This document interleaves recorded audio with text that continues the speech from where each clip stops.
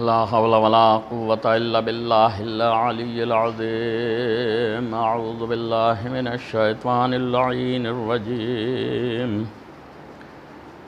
بسم الله الرحمن الرحيم. الحمد لله رب العالمين. الصلاة والسلام يا صاحب الدعوة النبوية والصولة الحيدرية والعصمة الفاطمية والحلم الحسنية والشجاعة الحسينية والعبادة السجادية والمآثر الباقرية والآثار الجعفرية والعلوم الكاظمية والحجج الرضوية والجود التقوية والنقاوة النقوية والهيبة العسكرية والغيبة الإلهية.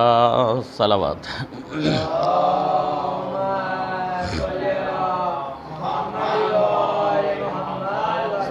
ثم الصلاة والسلام على أشرف الأنبياء والمرسلين وما أرسلناك إلا رحمة للعالمين. محبوب رب المشرقين ورب المغربين وجد الحسن والحسين المكي المدني القرشي الهاشمي المطلبي الأبطحي مولانا مقتدانا هادينا وناصرنا بالقاسم محمد.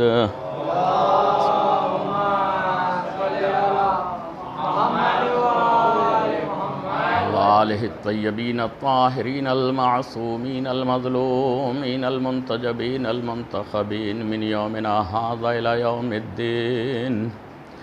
أما بعد، فقد قال الله تبارك في كتابه المجيد وفرقانه الحميد وهو أصدق الصادقين وقوله الحق. بسم الله الرحمن الرحيم.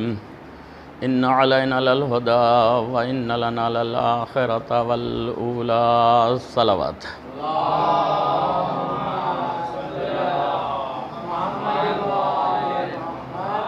حضرات گرامی قدر، ارشاد رب العزت کلام پاک میں ہوتا ان علینا للہدی و ان لنا للآخرۃ والأولی. بے شک ہدایت کی ذمہ داری ہمارے اوپر ہے اور دنیا آخرت اختیار ہمارے ہاتھوں میں ہے. پہلے نبی یعنی جناب آدم سے لے کر خاتم الانبیاء تک ہر نبی ہدایت دین اسلام کے لیے آیا. ہر ایک نبی نے دین اسلام کی تبلیغ کی اور اس کے اصول و قوانین بتلائے، مگر آدم سے لے کر خاتم الانبیاء تک ایک دستور رہا کہ آخر تک اصول کبھی نہیں بدلے.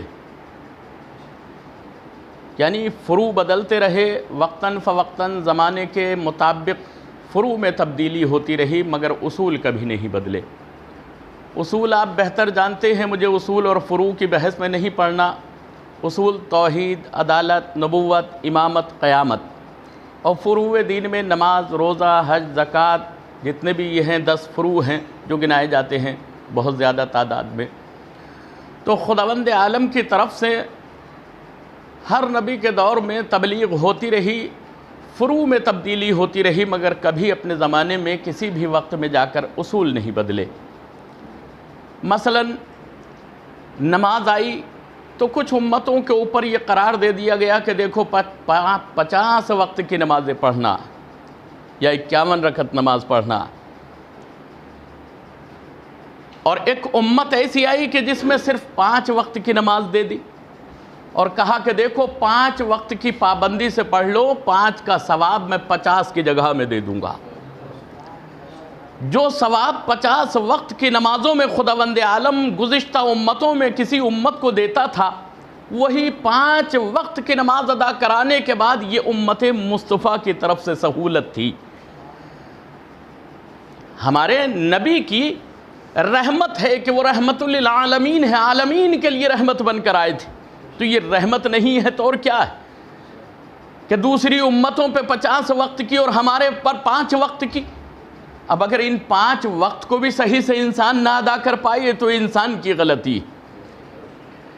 ان 5 وقت میں وہ ثواب 50 وقت کا دے رہا ہے.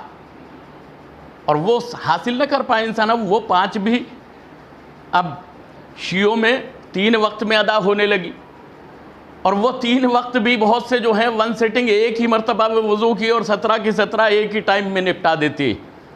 کتنی سہولتیں تلاش کر رہے.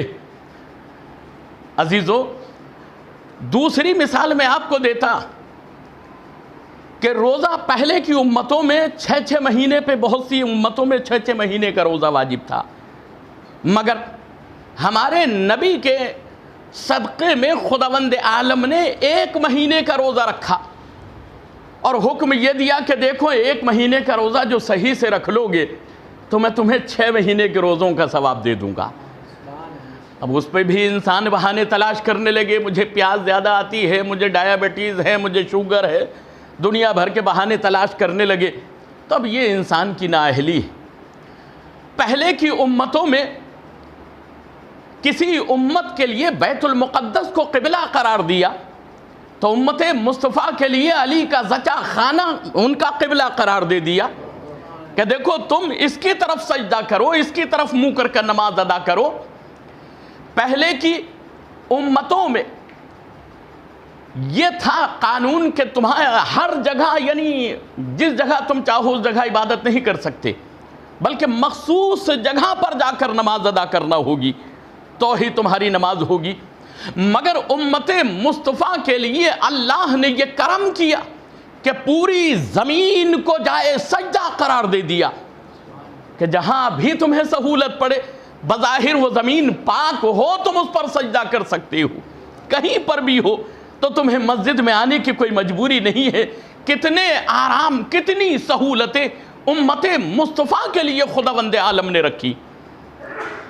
کسی امت کے لیے ہفتے کے دن کو عید قرار دیا, کسی کے لیے عید کو قرار دیا اتوار کا دن, عیسائیوں میں ہے آج تک, اور ایک امت ایسی رکھی کہ جس کو جمعے کا دن عید قرار دے دیا کہ دیکھو یہ امت مصطفیٰ کے لیے ہے. تو بہت سی چیزیں ہیں, نماز ہے, روزہ ہے, حج ہے, زکوٰۃ ہے, بہت سی سہولتیں خداوند عالم نے اس امت کے لیے رکھی. مگر ایک چیز یہ رکھی گئی کہ ہر زمانے میں فروع بدلتے رہے مگر اصول کبھی نہیں بدلے. جب اصول نہیں بدلے تو پیغمبر کو یہ کیوں کہنا پڑا کہ بنی اسرائیل کی امت کے 72 فرقے تھے اور میری امت کے 73 فرقے ہوں گے. یہ رسول کو کہنا پڑا کہ بنی اسرائیل کی امت کے 72 فرقے تھے مگر میری امت کے 73 فرقے ہوں گے, ان میں سے ایک جنتی ہوگا اور 72 جہنمی ہوں گے. کیا وجہ تھی؟ اس کا مطلب جب رسول نے یہ کہا تو ماننا یہ پڑے گا کہ آدم سے لے کر خاتم الانبیاء تک جتنی بھی امتیں رہیں انہوں نے اپنے نبی کی صحیح معرفت حاصل نہیں کی. گزشتہ امتوں میں بھی فرقے ہوئے اور گزشتہ سے زیادہ ایک فرقہ اس امت میں زیادہ ہو گیا, بجائے سدھرنے کے بگڑتا چلا جا رہا ہے معاملہ. تو غلطی کہاں ہے, غلط فہمی کہاں ہو رہی ہے؟ یہ ہو رہی ہے کہ امتوں نے اپنے نبی کی معرفت صحیح حاصل نہیں کی, جو تبلیغ کے لیے آئے تھے, جو ہدایت کے لیے آئے تھے. اگر معرفت صحیح ہوتی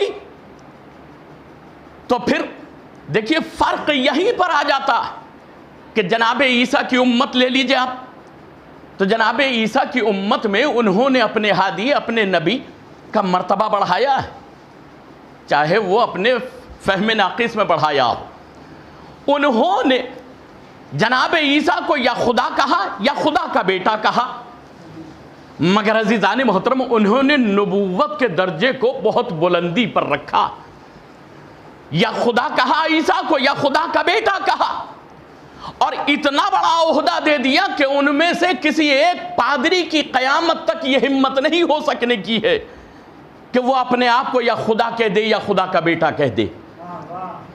مگر امت مصطفیٰ نے مسند رسول پکڑنے کے چکر میں نبی کے مقام کو اتنا گھٹایا کہ گھٹاتے گھٹاتے اپنے جیسا کہہ دیا, تاکہ اس جملے سے فائدہ اٹھانے کے بعد مسند رسول پر بیٹھا جا سکے۔ تو بتلائیے وہ بہتر ہے یا یہ امت مصطفیٰ بہتر ہے؟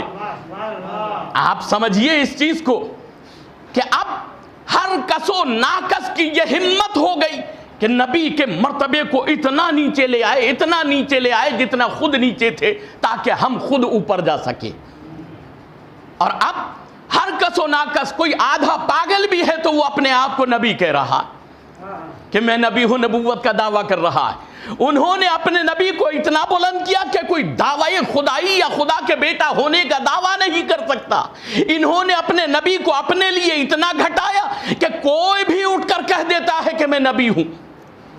اب کتنے ایسے لوگ ہیں جنہوں نے نبوت کے دعوے کیے؟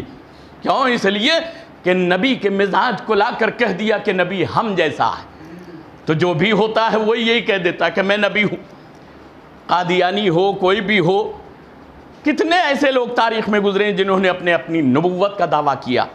تو عزیزان محترم، اب منزل یہاں پر ہے کہ رسول السلام نے بظاہر 23 برس رسالت کے اعلان سے لے کر، وہ 40 سال چھوڑ دیجئے، 23 سال میں رسول السلام نے جو کھلی تبلیغ کی، وضو سب کے سامنے کیا، نماز سب کے سامنے پڑھی، حکم یہ دیا اصلی کما رأیتمونی، تم نماز ایسے پڑھو جیسے مجھے پڑھتا دیکھو۔ رسول اٹھے اور ایک دن نہ گزرا اور 73 فرقے بن گئے۔ کوئی کہتا ہے کہ مسا جو ہے وہ گلے سے ہوگا، کوئی کہتا ہے کانوں سے ہوگا۔ عزیزان محترم، 23 برس تک رسول نماز پڑھ کے دکھاتے رہے، 23 برس تک رسول وضو کر کے دکھاتے رہے۔ اب نہ امت کی وضو ایک سی ہے، نہ نماز ایک سی ہے۔ کیوں؟ اس لیے کہ انہوں نے قرآن کو وارثان قرآن سے نہیں لیا۔ اللہ نے 2 معجزے نبی کو دے کر بھیجے، قرآن اور ایک اہل بیت، کہ دیکھو اس قرآن کی حقیقتوں کو اہل بیت کے ذریعے سے سمجھتے رہنا۔ رسول اسی کو لکھ کر دینا چاہتے تھے کہ میں تمہارے درمیان ایک ایسی تحریر چھوڑ جاؤں کہ تم حوض کوثر تک بہکنے نہ پاؤ، گمراہ ہونے نہ پاؤ۔ اور ان کو ڈر یہی تھا، تو کہا یہی سیدھا کھلے لفظوں میں کہ ہمیں قرآن کافی ہے۔ جب کافی ہے تو قرآن تو کہتا ہے یضل بہ کثیرا ویہدی بہ کثیرا۔ اس قرآن سے ڈائریکٹ تم ملو گے، ہدایت لوگے، تو بعض آیات سے ہدایت پا جاؤ گے اور بعض آیات سے گمراہ ہو جاؤ گے۔ رسول ان اہل بیت کو لکھ کر یوں ہی دینا چاہتے تھے کہ دیکھو اگر ان کے ساتھ رہے تو تم کبھی گمراہ نہیں ہوگے۔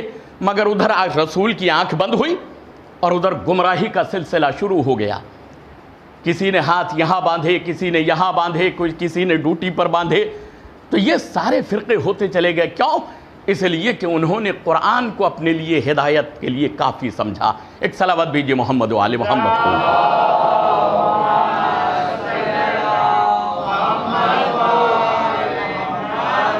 اگر قرآن کے ساتھ اہل بیت کو پکڑے رکھا ہوتا، اگر اس معجزے کو ساتھ میں اس معجزے کے رکھا ہوتا، تو اس کے لیے رسول نے کہا تھا کہ دیکھو ہمارا پہلا بھی محمد ہے، ہمارا آخری بھی محمد ہے، ہمارا درمیانی بھی محمد ہے، ہم کل کے کل محمد ہیں، ہماری صورت ایک ہے، ہمارا کردار ایک ہے، ہمارا سیرت ایک ہے، ہمارے نام میں کوئی اس طرح کا فرق محسوس نہیں ہوگا۔ سب کو سیرت ایک ملے گی، کردار ایک ملے گا، علم ایک ملے گا، شجاعت ایک ملے گی، تو سب کچھ ایک طریقے سے تھا۔ عزیزان محترم، مگر امت نے صرف قرآن کو اپنا کر اس امت میں اتنے تفرقے ڈالے کہ آج تاریخ اسلام انسانوں کے سامنے ہے۔ ایک شخص آتا ہے ہمارے چھٹے امام کی خدمت میں، اللہم صلی اللہ،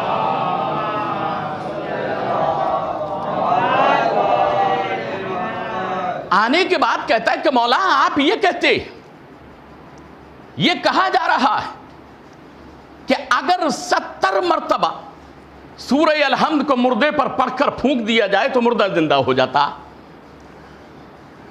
یہ لوگوں نے سنا، امام کے پاس آئے، امام سے سوال کیا، امام نے کہا 70 مرتبہ تم جو کہہ رہے ہو، بولے ٹھیک ہے، 70 مرتبہ اگر مردے پر پڑھا جائے تو مردہ زندہ ہو جائے گا۔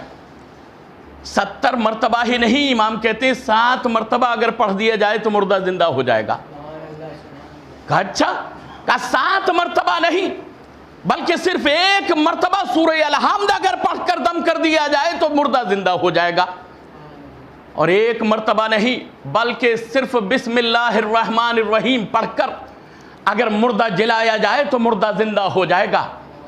عزیزان محترم، پھر اس کے بعد کہتے ہیں کہ مردہ کا مولا میں نے تو بہت کوشش کی ہے، بہت کوشش کی، مگر آج تک کوئی زندہ نہ ہو سکا، مکھی بھی زندہ نہیں ہوتی۔ تو ایک مرتبہ مولا کہتے ہیں قرآن میں تو وہی اثر ہے مگر تمہاری زبان میں اثر نہیں، قرآن میں وہی اثر ہے مگر تمہاری زبان میں اثر نہیں ہے۔ کہا مولا ایک مردہ پڑا ہے، چلیے آپ زندہ کر دیجئے قرآن کو پڑھ کر، اس سورہ الحمد کو پڑھ کر۔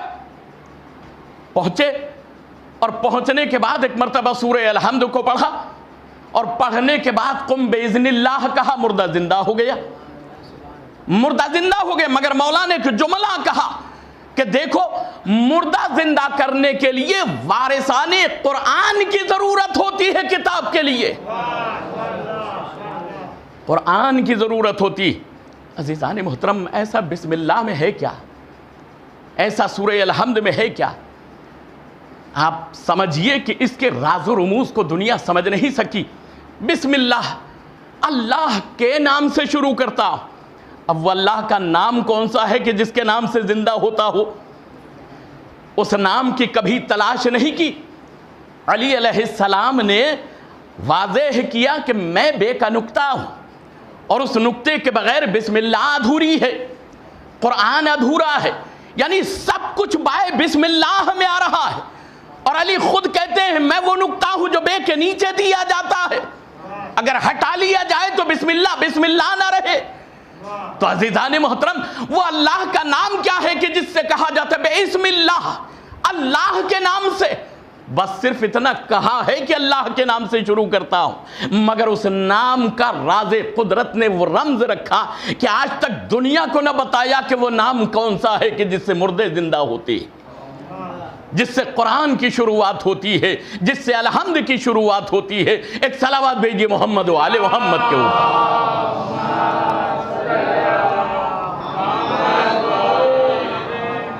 کیا قرآن میں وہی اثر ہے، مگر مردہ زندہ کرنے کے لیے وارث قرآن کی ضرورت ہے۔ ایک مرتبہ مولا کائنات کوفے میں ہے، اور جناب قمبر کو لے کر ساتھ میں نماز تہجد کے لیے چلے، مسجد کوفہ میں نماز شب پڑھنے کے لیے۔ یہ علی کا غلام ہے جس کو قمبر کہتے ہیں، کہ اگر اس کا آقا نماز تہجد پڑھنے جا رہا ہے تو وہ پیچھے پیچھے چل رہا ہے۔ یہ غلامیت کی شان، آقائیت کی شان جناب قمبر نے بتلائی ہے کہ آقا کسے کہتے ہیں، وہ غلام کسے کہتے ہیں۔ جس کی سانسیں آقا کی حرکتوں اور اشاروں سے جڑی ہوں اسے غلام کہتے ہیں۔ جا رہے ہیں نماز تہجد کے لیے، قمبر ساتھ میں ہے۔ راستے میں ایک گھر ایسا گزرا کہ جس کی چھت سے تلاوت قرآن کی بہت اچھی آواز آ رہی تھی، بہت پیاری لہن، بہت پیاری ترنم، اور بہت ہی پیارا مخرج۔ جناب قمبر نے سنا اتنی پیاری تلاوت، اتنی پیاری آواز، اتنا پیارا مخرج۔ قمبر کے دل میں آیا، خیال پیدا ہوا کہ کاش مولا نماز تہجد اکیلے پڑھ لیتے ہو، میں یہ تلاوت سنتا رہتا۔ ناطق قرآن کے ساتھ رہنے والا صامت قرآن کو سننے کی تمنا رکھ رہا ہے کہ کاش اتنی اچھی تلاوت ہو رہی، میں رک جاتا، علی تہجد پڑھ لیتے، میں یہاں پر رک جاتا۔ اتنا خیال دل میں پیدا ہوا۔ ادھر سے علی نے کہا کہ قمبر میرے ساتھ آ جاؤ، اس کو قاری قرآن کو یہ قرآن فائدہ نہ دے گا۔ دیکھیے علی کسے کہتے ہیں، جو دل کی تمناؤں کو، دل کی آرزوؤں کو، دل کے خیالات کو پہچانتا ہو اسے امام کہتے ہیں۔ قمبر آ جاؤ میرے ساتھ، اس قاری قرآن کو قرآن فائدہ نہ دے گا، اس کی تلاوت اس کو فائدہ نہیں دے گی۔ لوگوں نے اپنایا ضرور ہے قرآن کو، مگر فائدہ دے گا یا نہیں دے گا یہ ان کو نہیں معلوم ہے، میاں علی جانتا ہے کہ فائدہ دے گا کہ نہیں دے گا، یہ رسول جانتے تھے کہ تم اکیلے قرآن کو پکڑو گے تمہیں فائدہ دے گا کہ نہیں دے گا، اسی لیے لکھ کر دینا چاہتے تھے۔ قمبر خاموش ہو گئے، مولا کے ساتھ ساتھ چلے، مگر دل میں خیال یہ کر رہے کہ اتنا اچھا قاری، اتنی اچھی آواز اور اتنے اچھے مخرج کے ساتھ تلاوت کر رہا تھا، مگر ناطق قرآن کہتا ہے کہ قرآن اس کو فائدہ، یہ تلاوت قرآن کی اس کو فائدہ نہ دے گی۔ آخر وجہ کیا ہے؟ مولا سمجھانا کیا چاہتے، کہنا کیا چاہتے، کہاں پر کھوٹ، کہاں پر غلطی ہے؟ دل میں تشویش پیدا ہوئی۔ ادھر مسجد میں جا کر، مسجد کوفہ میں نماز تہجد سے نپٹنے کے بعد، نماز واجب سے نپٹنے کے بعد ایک مرتبہ مولا نے مسائل سمجھانا شروع کیے، اور ادھر قمبر نے اپنی جوتیاں پہنی اور وہاں تلاوت قرآن جو انسان کر رہا تھا اس کے دروازے پہ پہنچ گئے۔ پوچھوں گا تو ضرور۔ دروازے پہ پہنچے، وہ تلاوت کر کے جب نیچے اترا، ملاقات ہوئی، تو ایک مرتبہ قمبر نے پوچھا کہ تم تلاوت تو بہت بہترین کرتے ہو، بہت بہترین قاری ہو، اچھے مخرج کے ساتھ، اچھے لہن کے ساتھ تم نے تلاوت کی، مجھے بہت پسند آیا، مگر ایک بات بتلاؤ کہ تمہارا علی سے کوئی رابطہ یا واسطہ ہے؟ تو کہا کہ دیکھو، تلاوت قرآن کا صحیح ہونا وہ میری محنت کے اوپر ہے، میں نے محنت کی ہے، اس لیے تم نے میری محنت کا انجام دیکھا کہ تمہیں وہ تلاوت بہت پسند آئی، اس لیے کہ میں نے محنت کی ہے اس تلاوت کرنے پر۔ رہی بات علی کی، وہ ایک ہمارے ہی جیسا انسان ہے، نہ کسی کو کچھ فائدہ پہنچا سکتا ہے، نہ کسی کو نقصان پہنچا سکتا ہے۔ جب یہ جملہ کہا تو علی کا قول سمجھ میں آ گیا کہ میرا آقا صحیح کہتا تھا کہ قرآن کی تلاوت اس کو فائدہ نہیں دے گی۔ اب قیامت تک انسان تلاوت قرآن کرتا رہے، جب تک علی کو اس کے ساتھ میں نہیں رکھے گا تب تک تلاوت قرآن اس کے حلق سے اترے گی ہی نہیں۔ ایک صلوات بھیجیے محمد و آل محمد کے اوپر۔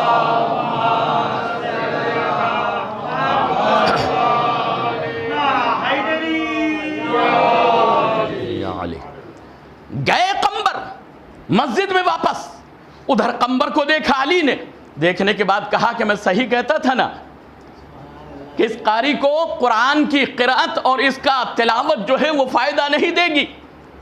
کہا مولا یہ تو میں نے سمجھ گیا، آپ نے جو کہا تھا بات ٹھیک ہے، مگر کیا آپ نے کیسے پہچانا کہ اس کو قرآن کی تلاوت جو ہے وہ فائدہ نہیں دے گی؟ آپ نے اس سے پہلے کبھی اس کو دیکھا، اس کی پہلے کبھی آواز سنی؟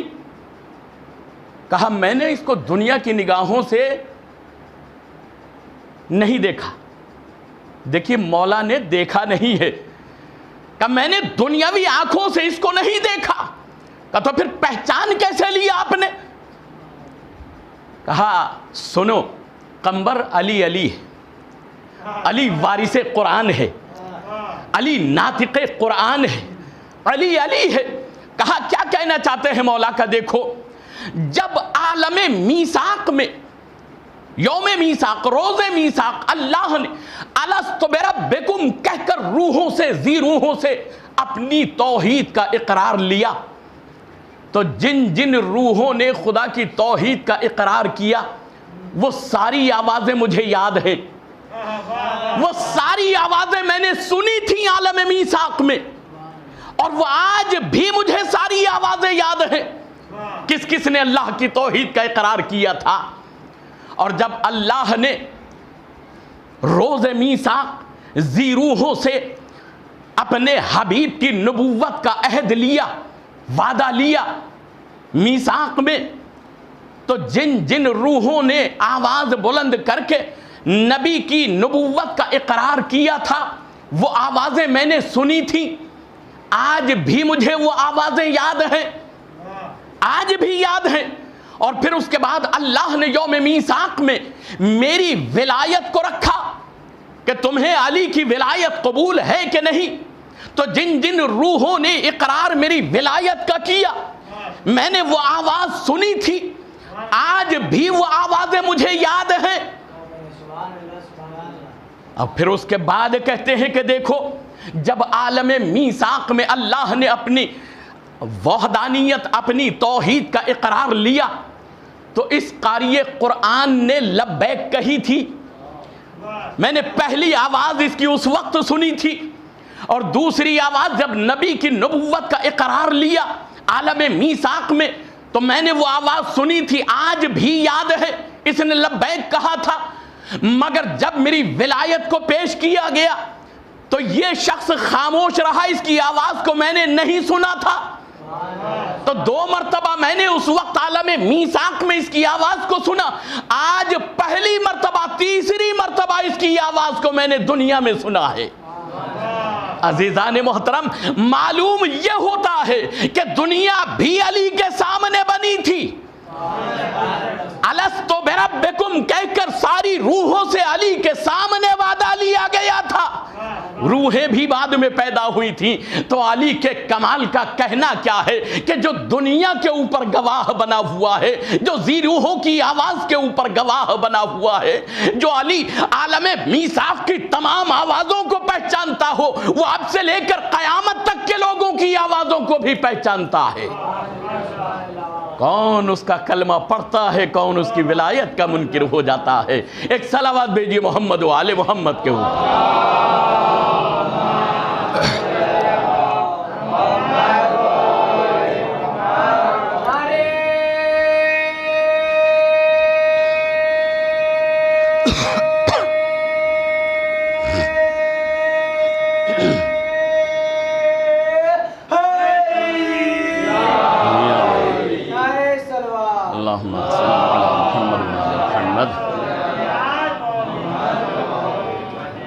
تو عزیزان محترم، اللہ نے جنت کا جو دار و مدار رکھا ہے وہ قرآن اور اہل بیت کے اوپر رکھا ہے. اگر کوئی فقط اہل بیت کو مانے، قرآن کو نہ مانے، تب بھی وہ اللہ کی نظر میں قابل قبول نہیں. اس لیے کہ قرآن اہل بیت کی سیرت کا نام ہے.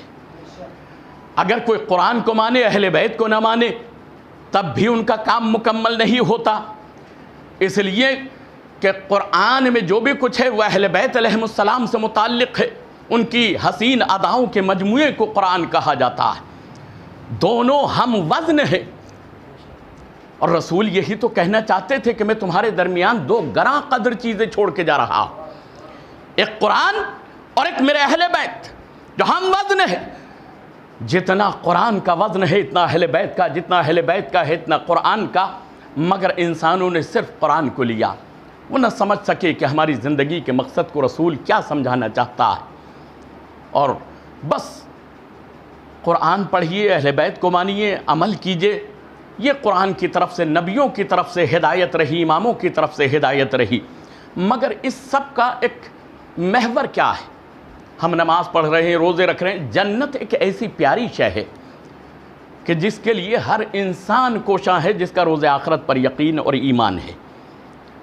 یہ ساری ہو حق کی آوازیں، یہ نمازیں، یہ روزے، یہ حج، یہ زکوٰۃ، یہ اذانیں، یہ ماہ رمضان المبارک کے پورے 30 دن کے روزے، یہ ماہ رمضان المبارک میں اعتکاف، یہ ماہ رمضان المبارک میں تلاوت قرآن، یہ تراویاں، یہ ساری سب کچھ جو ہے کیا ہے؟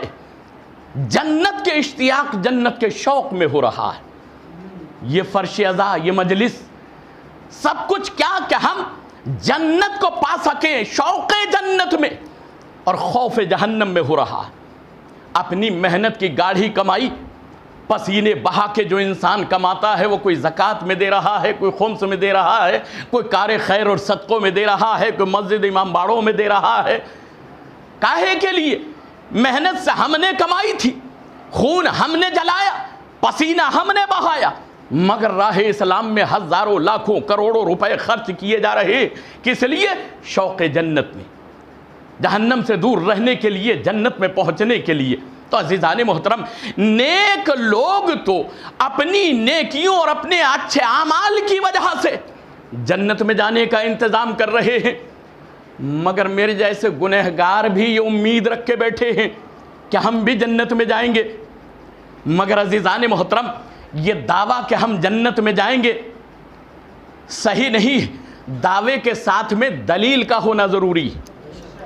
دعوے کے ساتھ دلیل ہونا ضروری ہے۔ ہم نے کہا کہ ہم جنت میں جائیں گے، مگر ہمارے پاس دلیل کیا ہے کہ ہم جنت میں جائیں گے؟ چلیے قرآن سے پوچھیں کہ کیا ہم جنت میں جائیں گے؟ ہمارا یہ دعویٰ ہے۔ تو قرآن کہتا ہے ان المتقین فی جنات وعیون، بے شک جنت کے چشموں سے جو سیراب ہوں گے وہ متقین لوگ ہوں گے۔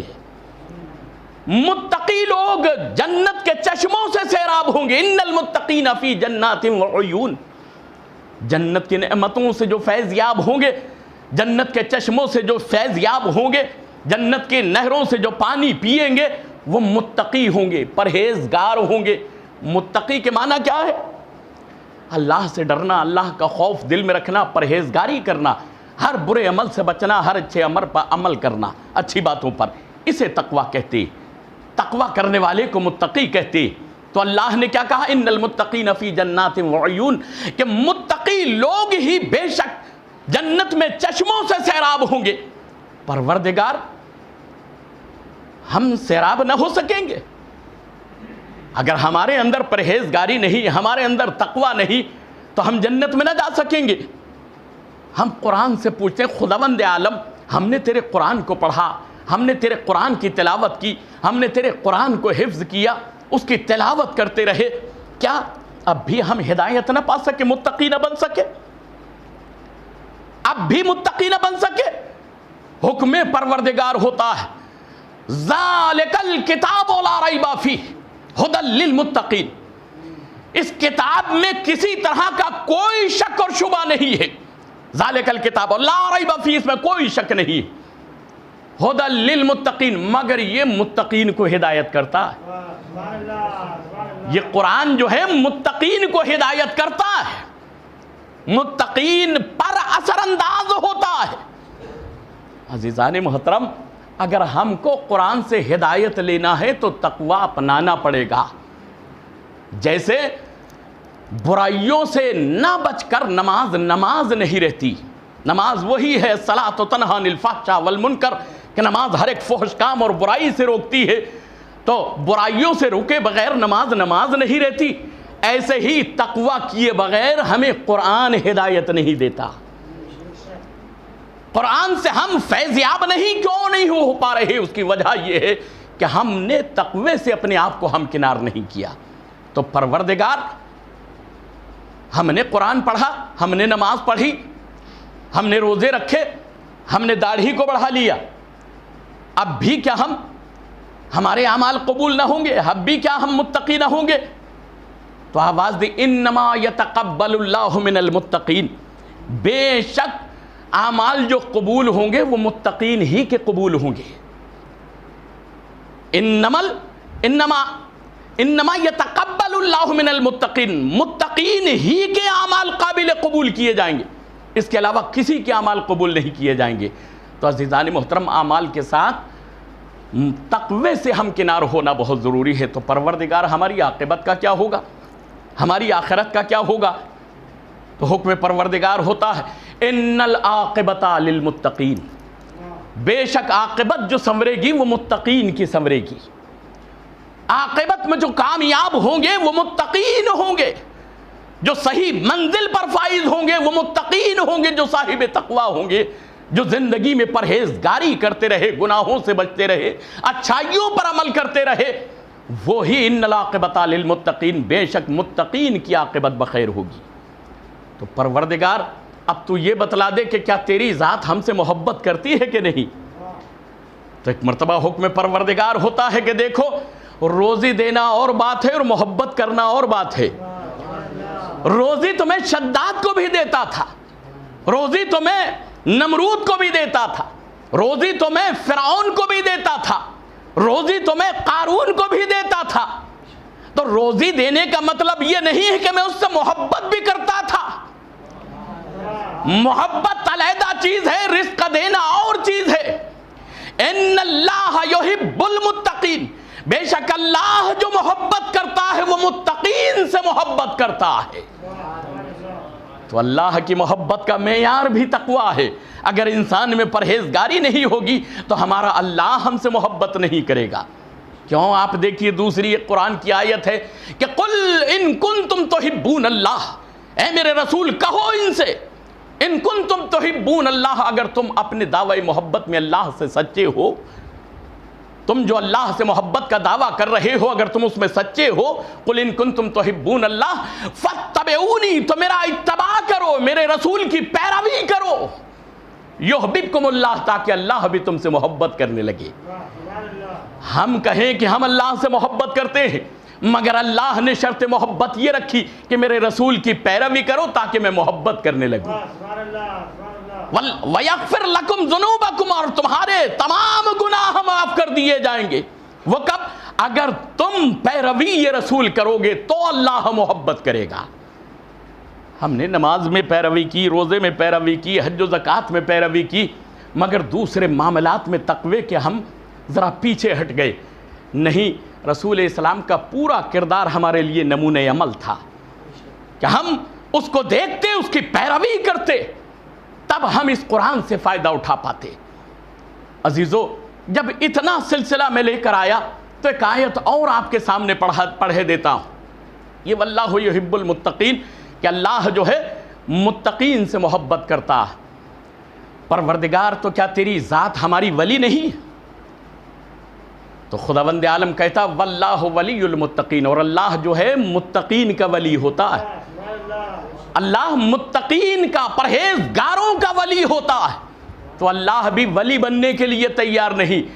دنیا کی معمولی سی زندگی میں انسان کو ایک ولی کی ضرورت ہوتی ہے، اور دین کے لیے انسان بے ولی ہو جائے، دین میں انسان بے بہرا ہو جائے، اپنی مرضی کا مالک ہو جائے، نہیں۔ خدا کہتا واللہ ولی المتقین، اور اللہ جو ہے متقین کا ولی ہوتا ہے۔ تو اگر اللہ کو ولی بنانا ہے، اپنا سرپرست بنانا ہے، تو تقوی سے اپنے آپ کو ہمکنار کرنا ہوگا۔ آپ سوچیں گے یہ تو ساری ہی تبلیغ پر اتار دی، ایک صلوات بھیجیے محمد و آل محمد کے اوپر۔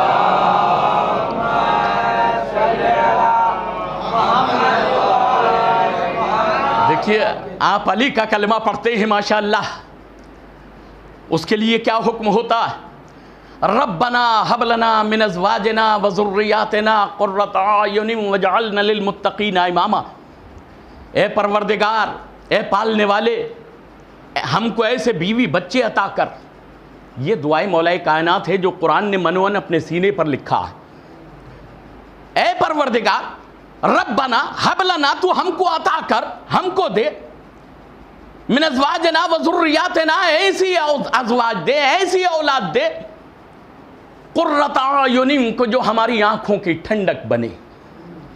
مولا کائنات نے اولاد مانگی، اولاد کا طریقہ دعا بتلایا۔ ہم مانگیں گے کس لیے؟ کہ ڈاکٹر بنے، ہم مانگیں گے کس لیے؟ انجینئر بنے، ہم مانگیں گے کس لیے؟ کہ وہ بیرسٹر بنے، ہم مانگیں گے کس لیے؟ کہ وہ بہت بڑا اونچی پوسٹ پر مالک بنے۔ مگر علی علیہ السلام نے دنیا کو انسان کی اولادوں کی زندگی کا مقصد بتلایا۔ ربنا حب لنا من ازواجنا وذریاتنا قرۃ اعین، اے پروردگار ایسے بیوی بچی عطا کر جو ہماری آنکھوں کی ٹھنڈک بنے۔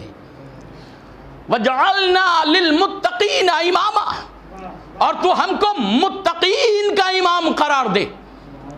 تو علی کو بھی اس بات کی تمنا نہیں ہے کہ میرے پرچم کے نیچے کروڑوں جمع ہو جائیں، اربوں جمع ہو جائیں، بلکہ ان کی تمنا ہے تو یہ کہ ہمیں متقین کا امام بنا۔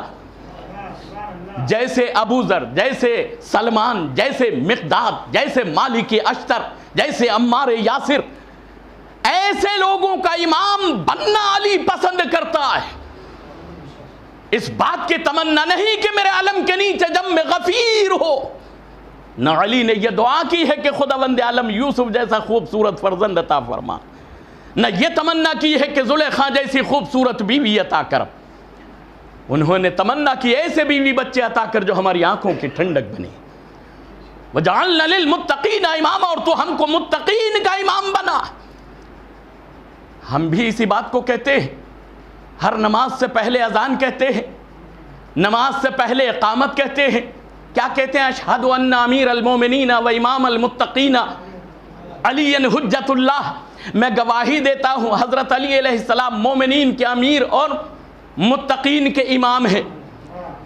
مصلی پہ 5 وقت یہ بات کہی جاتی ہے، اقرار کرایا جاتا ہے، اقرار کیا جاتا ہے کہ میں گواہی دیتا ہوں کہ علی علیہ السلام متقین کے امام ہیں، اور پھر 5 وقت کہنے کے بعد انسان متقی بننے کی کوشش نہ کرے تو صرف زبانی جمع خرچ ہے کہ ہم امام کے ہیں۔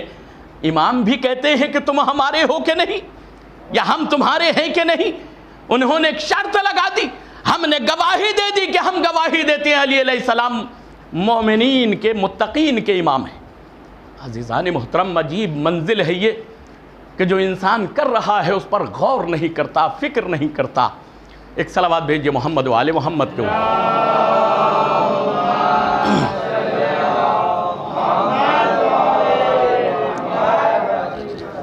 ہم نے کہا کہ علی علیہ السلام متقین کے امام ہیں۔ عزیزو، یہاں سے کچھ ایسی منزلیں آ جاتی ہیں کہ جس میں انسان کے لیے بہت ضروری ہے کہ وہ انسان اپنی زندگی کے مقصد کو سمجھے۔ دیکھیے، قربانیاں ہوتی ہیں، قربانیوں کے ساتھ اب کون سا ایسا عمل کرے کہ جو ہم جنت کے چشموں کا پانی پی سکیں؟ کون سا ایسا عمل کرے کہ قرآن ہمیں ہدایت کرنے لگے؟ کون سا عمل ایسا کرے کہ ہمارے اعمال قبول ہونے لگیں؟ کون سا عمل ایسا کرے کہ جو ہماری عاقبت بخیر ہو جائے؟ کون سا عمل ایسا کرے کہ جو اللہ کی ذات ہم سے محبت کرنے لگے؟ کون سا عمل ایسا کرے کہ جو اللہ کی ذات ہماری ولی بنے؟ کون سا عمل ایسا کرے کہ جو ہم علی علیہ السلام کی امامت کے نیچے آ جائیں، علی ہمارا امام بنے؟ عزیزان محترم، دیکھیے، نماز پڑھنے سے انسان بنتا ہے نمازی، روزہ کرنے سے بنتا ہے روزے دار، حج کرنے سے بنتا ہے حاجی، میدان جنگ میں جہاد کرے، قتل ہو جائے تو غازی، قتل ہو جائے تو شہید، میدان سے بھاگے تو بھگوڑا۔ مگر کون سا ایسا عمل کرے کہ جو ہم متقی بن جائیں؟ تو آواز دی، وَمَنْ يُعَظِّمْ شَعَائِرَ اللَّهِ فَإِنَّهَا مِن تَقْوَى الْقُلُوبِ، کہ اللہ کے شعائر کی تعظیم کرنا لوگوں کے دلوں کا تقویٰ ہے۔ اللہ کے شعائر کیا ہیں؟ جن جن چیزوں کو اللہ نے اپنے آپ سے منسوب کر لیا، اپنی طرف نسبت دے لی۔ اب قرآن ہو، اہل بیت ہو، خانہ کعبہ ہو، صفا ہو، مروہ ہو، مقام ابراہیم ہو، مقام منا ہو، یہ تمام تر شعائر اللہ ہے۔ حکم کیا دیا کہ جو شاعر اللہ کی تعظیم کرے یہ لوگوں کے دلوں کا تقویٰ ہے۔ وَمَنْ يُعَظِّمْ شَاعِرَ اللَّهِ فَإِنَّهَا مِن تَقْوَى الْقُلُوبِ، لوگوں کے دلوں کا تقویٰ شاعر اللہ کی تعظیم کرنا ہے۔ اب تھوڑا سا گفتگو آگے بڑھاتا ہوں میں۔ دیکھیے، شیطان نمازی تھا، شیطان روزے دار تھا، ہم سے بڑا نمازی تھا، ہم سے بڑا روزے دار تھا، ہم سے بڑا حاجی تھا۔ اس کی داڑھی اتنی تھی کہ وہ فرشتوں کو بھی دھوکہ دینے کے لیے صف ملائکہ میں بیٹھ گیا تھا۔ سارے اعمال اتنے کہ فرشتے تعجب کرتے تھے کہ اتنا نمازی، اتنا سجدے کرنے والا، اتنے رکوع کرنے والا، اتنی لمبی داڑھی رکھنے والا، مگر پھر بھی شیطان رہا۔ کیوں؟ اتنی عبادتیں کرنے کے بعد بھی شیطان رہا۔ کیوں رہا؟ کیونکہ اس نے شاعر اللہ کی تعظیم نہیں کی۔ دیکھیے، ایک مورتی، ایک اسٹیچو، ایک پتلا اللہ نے مٹی کا زمین سے منگوا کے بنا کے تیار کر چھوڑا، مگر 40 برس تک اس میں روح نہیں پھونکتا۔ جب بنانا مقصد تھا، بھیجنا مقصد تھا، تو 40 برس بنا کے چھوڑ کیوں دیا؟ اس میں روح کیوں نہیں پھونکی؟ 40 برس تک ملک بھی پریشان کہ یہ کیا بنا کر چھوڑ دیا۔ حضرت ابلیس خود پریشان کہ یہ کیا بنا کر رکھا ہے، سمجھ میں نہیں آتا۔ مگر 40 برس روکنے کے بعد پھر کہا، اذا نفخت فیہ من روحی فقعوا لہ ساجدین، کہ دیکھو ملائکہ، جب میں اس میں اپنی روح پھونکوں تو تم سجدے کے لیے جھک جانا۔ اور جب روح پھونکی تو سب نے سجدہ کیا الا ابلیس، ابلیس نے نہیں کیا۔ 40 برس تک چھوڑا کیوں؟ کہا جس دن روح پھونکوں گا اس روح کا مقصد بتلاؤں گا، کہ جب آدم کو سجدہ کراؤں دکھاؤں گا تو سب کو پتا چلے کہ سجدہ آدم کو نہیں تھا، اللہ کی پھونکی ہوئی روح اور حکم کو تھا، اس کے حکم کو تھا، اس روح کو تھا جس کے بعد وہ لائق سجدہ بن گیا۔ عزیزان محترم، عجیب منزل ہے کہ ایک نے شاعر اللہ کی تعظیم نہیں کی۔ اگر آپ کہیں تو اور پڑھوں، حکم قدرت آتا ہے، ان الصفا والمروہ من شعائر اللہ فانہا من تقوی القلوب۔ بے شک صفا اور مروہ، ان الصفا والمروہ من شعائر اللہ، اللہ کے شعائر میں سے ہے۔ صفا اور مروہ اللہ کے شعائر میں ہے، اس کی تعظیم کرنا لوگوں کے اوپر واجب و لازم ہے۔ پروردگار، ان پہاڑیوں میں کون سی ایسی خصوصیت ہے؟ سب سے چھوٹی پہاڑی یہ ہے، ان سے بڑے بڑے پہاڑ موجود ہیں، نہ ان میں یاقوت نکلتے ہیں، نہ ان میں فیروزے نکلتے ہیں، نہ ان میں ہیرے جواہرات نکلتے ہیں، نہ اس میں سونا اور چاندی نکلتا ہے، نہ اس میں سبزہ اگتا ہے، نہ کچھ میں درخت اگتے ہیں، تو پھر آخر وجہ کیا ہے؟ دیکھیے دوسری طرف آئیے، خانہ کعبہ میں ایک پتھر جڑا ہوا ہے جس کو حجر اسود کہتے ہیں۔ اگر تم نے اس کو سلام کیا تو حج قبول، سلام نہ کیا، جان بوجھ کر چھوڑ دیا تو حج باطل۔ جو خدا پتھر کی مورتیوں کو سجدہ کرنے پر جہنم کی سزا سنا رہا ہو، وہ خدا کہتا ہے صفا و مروہ کی سعی کرو، اس کی تعظیم کرو، یہی تمہارے دلوں کا تقویٰ ہے۔ حجر اسود کو سلام کرو، یہ تمہارے دلوں کا تقویٰ ہے۔ تو عزیزان محترم، جو خدا پتھر کی مورتیوں کو سجدہ کرنے پر جہنم کی سزا دیتا ہو، وہی ان چیزوں کی رسپیکٹ کروا رہا ہے، دنیا کو بتلا رہا ہے سلام پہاڑی کو نہیں ہے بلکہ میرے حکم کے اوپر عمل کرنے کا نام صفا اور مروہ پر احترام کرنا ہے۔ جو چیزیں میں نے منسوب کر دی ان کا رسپیکٹ کرو، چاہے وہ پتھر کیوں نہ ہو، میرے حکم کو سمجھو۔ عزیزان محترم، اب یہاں سے اٹھنے کے بعد آپ تھوڑا سا لیجئے کہ جانوروں میں بھی شاعر اللہ ہوتے۔ جانوروں میں کیسے ہوتے؟ پتھر میں ہو گئے، صفا و مروہ ہو گئی، حجر اسود ہو گیا، مقام ابراہیم ہو گیا، یہ شاعر اللہ ہو گئے جانوروں میں۔ آپ اٹھائیے قرآن تو آپ کو ملے گا وَالْبُدْنَ جَعَلْنَاهَا لَكُمْ مِنْ شَعَائِرِ اللَّهِ لَكُمْ فِيهَا خَيْرٌ۔ قربانی کا جانور جو ہوتا ہے وہ شاعر اللہ میں سے ہے۔ وَالْبُدْنَ جَعَلْنَاهَا لَكُمْ مِنْ شَعَائِرِ اللَّهِ لَكُمْ فِيهَا خَيْرٌ۔ اس کی رسپیکٹ، اس کی تعظیم کرنا تمہارے اوپر واجب و لازم ہے۔ کاہے کی؟ قربانی کے جانور کی، وہ شاعر اللہ میں سے، اس کی تعظیم تمہارے اوپر واجب و لازم ہے۔ اور لکھا ہے قرآن میں وَالْبُدْنَ جَعَلْنَاهَا لَكُمْ، اور اس میں تمہارے لیے خیر ہے۔ جس رسی سے اس کو باندھا گیا اس کو بھی تم آگ میں نہ جلاؤ، جس کیلی سے اس کو باندھا گیا جانور کو اس کو بھی آگ میں نہ جلاؤ، اس کا بھی رسپیکٹ کرو۔ عزیزان محترم، ایک عجیب منزل ہے کہ خداوند عالم ایک جانور کا رسپیکٹ بتلا رہا ہے۔ اگر وہ شاعر اللہ بن گیا، قربانی کا جانور ہے، مجھ سے منسوب ہو گیا، تو وہ لائق تعظیم ہے، تمہارے دلوں کا تقویٰ ہے اس کی تعظیم کرنا۔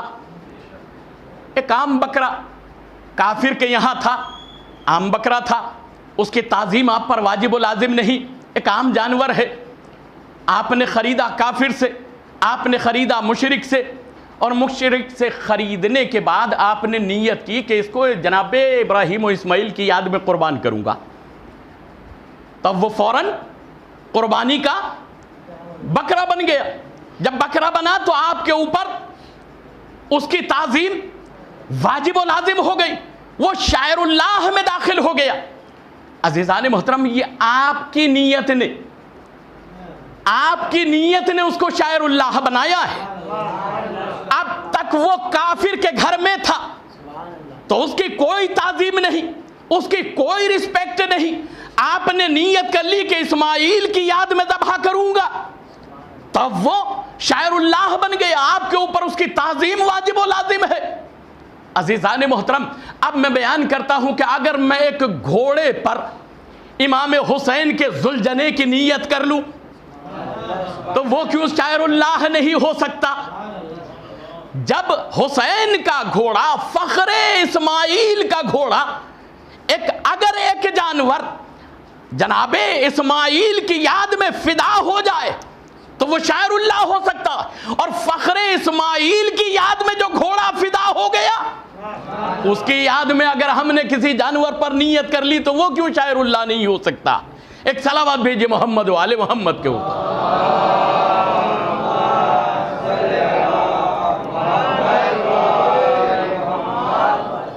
بس عزیزو آپ کی زحمت تمام کر رہا، بتلایا خداوند عالم نے نسبت جس چیز کی مجھ سے ہو جائے، اگر وہ جانور ہو، اگر وہ پتھر ہو، اگر وہ درخت ہو، کوئی بھی چیز ہو، اس کا احترام تمہارے اوپر واجب و لازم ہے۔ بقیہ انشاءاللہ کل میں اس کا آپ کے سامنے بیان کروں گا۔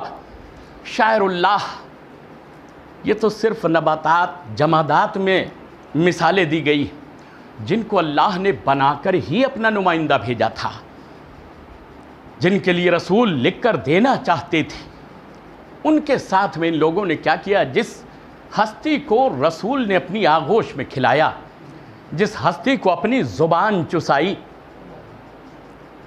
جن کو اپنے کاندھوں پہ بٹھایا عیدگاہ تک لے کر گئے، جن کے اپنی پشت پر حالت نماز میں بٹھایا، اس کو اس طرح سے ذبح کر دیا جاتا ہے مسلمانوں کی طرف سے کہ 3 دن کی بھوک بھی تھی اور پیاس بھی تھی۔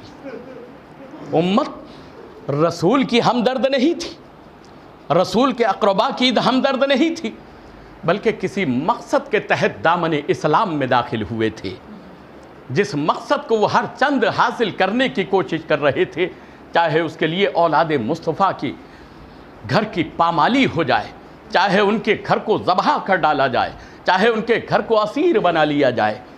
زمین کربلا سے لے کر جو بیبیاں بچی تھی، جو بچے بچے تھے، ان کو کس حالت میں اسیر کر کے کوفے لے جایا گیا، یہ اس تاریخ سے معلوم ہوتا ہے کہ جب کوفے کے بازار میں یہ قافلہ پہنچا ہے تو ایک مرتبہ جناب زینب نے جناب فضہ سے کہلوایا کہ اماں فضہ ذرا شمر سے کہو کہ وہ ہمیں چادریں دے دے، ہم اپنے سر کا پردہ کرنا چاہتے ہیں، ہم اپنے چہروں کو ڈھکنا چاہتے ہیں۔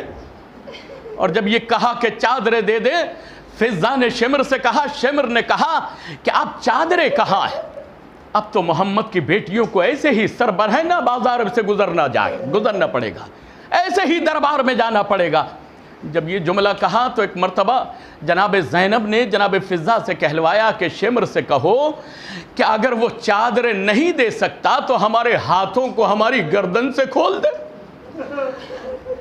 کا پوچھا گیا کیوں؟ کہا ہم چاہتے ہیں کہ اپنے ہاتھوں سے اپنے چہرے کا پردہ کر لیں، اپنے چہروں کو ہم اپنے ہاتھوں سے چھپا لیں، اس لیے کہ ہم اس شہر میں شہزادیاں بن کر رہ چکے ہیں۔ تو ایک مرتبہ شمر نے کہا کہ اے فضہ جا کر اپنی شہزادی سے کہہ دو کہ زینب اب کوفے کی شہزادی نہیں ہو تم، اب ہماری قیدی ہو۔